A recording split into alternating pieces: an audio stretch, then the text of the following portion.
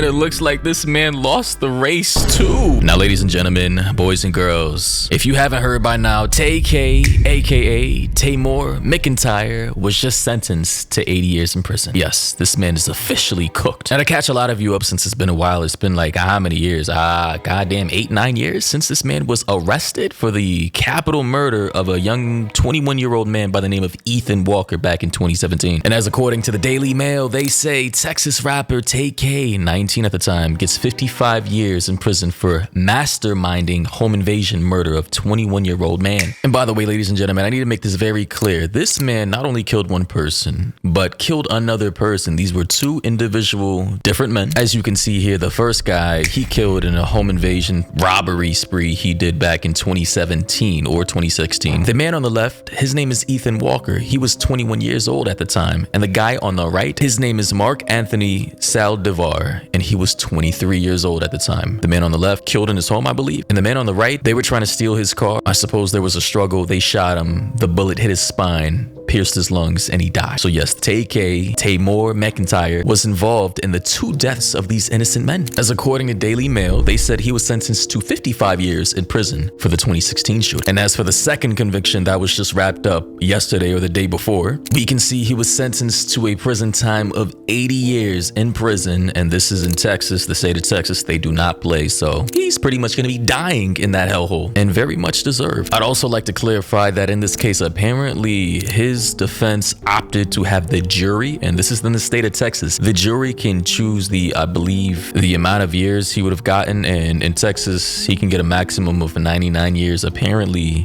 based on everything we know now, the type of judge he had, he would have got a lighter sentence had he, in his defense, opted for the judge to select his punishment for this second conviction. But in any case, I mean, he was pretty much going to be dying in prison regardless, given the amount of years he's going to have to serve. But anyway, here's what the judge said. Upon the number of years that he has received out of Tarrant County and the number of years that he's received here, based upon his history and the lack of any type of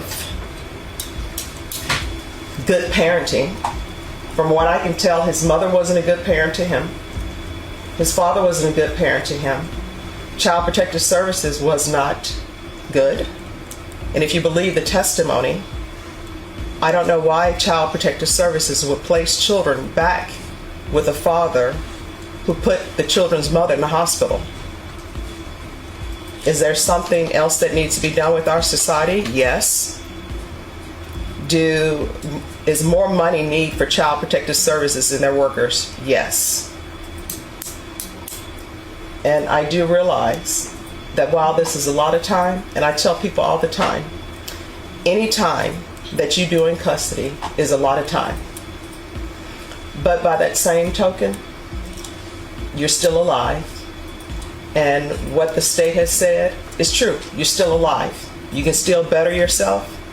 If you end up in prison for the rest of your life, you're still alive. You still can improve yourself. Honestly, bro, fuck all that, bro. I would have just killed myself, bro. I'm not what? 55 years for the first conviction, 80 plus years for the second conviction, bro. Like, I'm never getting out of prison. I'm never breathing fresh air anymore. I'm never gonna go on vacation. I'm never gonna drive fast cars. I'm never gonna touch the soft, buttery skin of a woman ever again. Nah, hell nah, bro. Just kill me now, bro. Like, put a bullet in me, bro. Swiftly and promptly. Your family can still visit you, but the complainant in this case is deceased.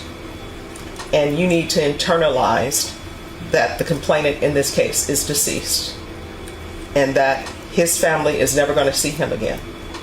So you're going to have to make changes. And you're going to have to remove people from your life who are not of benefit in the means of making you a better person. And I do understand that sometimes people will go to prison. They join gangs because you need protection, because you're there by yourself. You're young, but you're going to have to make better choices. What other better choices can he's already killed 2 people. He's murdered 2 people in cold blood. This man can't make any better choices. The time for him to have chosen a better path was like 7-8 years ago, before he took the life of 2 innocent individual men, sons of mothers, brothers of brothers, uncles of nieces and nephews, and friends of, people who care about them so much. Like, bro, he's cooked. I don't know what else you can say about this. Yes, ma'am. So I'm going to sentence him to 80 years in the prison, give him credit for any time served. There is a $0 fine. You know, towards the ending there, she asked him, do you understand? And he just had this, you know, look of defeat, blank stare, hearing his sentence being said by the judge. And, you know, he says, yes, ma'am. After she says he's getting 80 years, like, he knows he's done, bro. He's done for, bro. He officially lost the race. He's cooked. And honestly, I can say with 100% certainty that I do not feel sorry for him. It's funny to me that some people, you know, were trying to defend this kid or saying they feel any kind of sympathy for this guy. But imagine if these two young men that Tay-K and his little goons killed for whatever reasons they had in their mind at the time were your son, you know, your brother, your friend, your best friend that you grew up with, life stripped away over some petty Oh, he only had like $10 in his pocket. They took his life for $10, and I'm not sure if they stole his car or not, but it was in the parking lot of a Chick-fil-A. Yeah, as you can see here, it says Walker was killed in July 2016 during a robbery at his Mansfield home, and then Salvador was found dead in the parking lot of a Chick-fil-A in San Antonio in April 2017.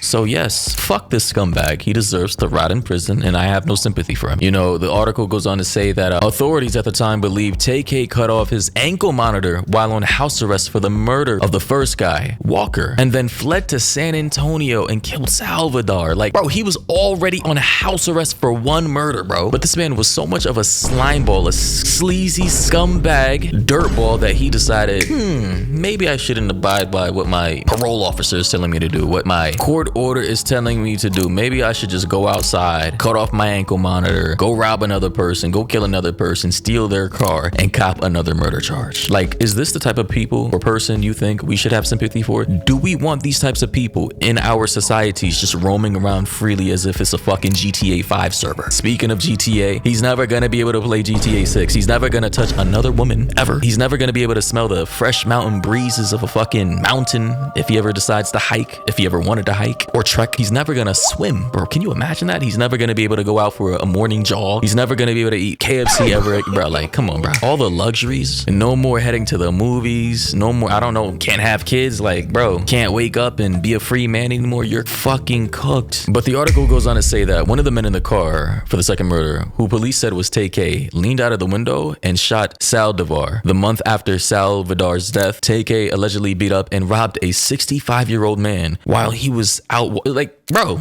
beating up a 65-year-old man while he was out for a morning walk. I mean, how much of a menace can you be to society? They also say he was indicted on an aggravated robbery charge. So this man was a back-to-back, you know, perpetual sleazy scumbag criminal. And they say it all ended when Tay-K was finally arrested in New Jersey in June of 2017 after an intense manhunt. And we can all see the poster from that manhunt in his music video that he released that year before he was arrested, in his music video called Tay-K The Race, hashtag free Tay-K. And now that's not gonna happen. Like, you know, in 2017, how old was he? He must have been like 18, 19, you know? And now he's apparently 24, about to turn 25 this year, and he's never gonna see the light of day ever again, bro. He's finished, he's cooked, it's over, GG, no respawn. He might as well end himself. But yeah, hopefully the young man Tay-K, who posted this also, you know, a while back, saying live from the gates of hell, hashtag free me, you know, emoting with as if he's having two guns in his hands, you know. Hopefully he's never able to escape prison. He lost the race, he couldn't beat his case, and now he'll be eating good noodles every day. But ladies and gentlemen, hope you found this informative, hope you enjoyed the content. If you have any other video topics you want me to talk about, you already know what to do. And yeah, until next time, everybody, stay safe out there.